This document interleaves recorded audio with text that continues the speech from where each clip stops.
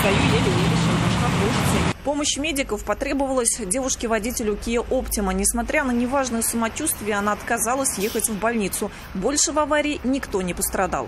Все в одном ряду едут, да? Лада за ним? Нету, это ехал на поворот правый, по автобусной, получается, потому что затор здесь был.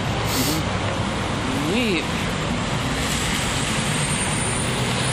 с этого ряда буханка выехала и подрезала, она резко тормознула и ее занесло. Машина повела, получается, да?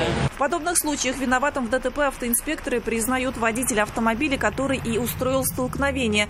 Впрочем, родственники девушки, управлявшие автомобилем «Лада» 14 модели, не намерены снимать ответственность с водителя УАЗа. Никто не запомнил, что за машина? Видеорегистратор есть. То есть там марка все видно, да? Да. Сейчас будете как бы искать, да, машину? Ну, наверное. ГАИ, наверное, будет искать. В противном случае девушке-водителю «Лады» придется самой отвечать за это столкновение. И если ущерб пострадавшим оплатит страховая компания, то восстанавливать свой автомобиль ей придется за свой счет. После столкновения легковушка была уже не на ходу. Алсу Ахмедянова, Айрат Назипов, Константин Бушуев. Вызов 112.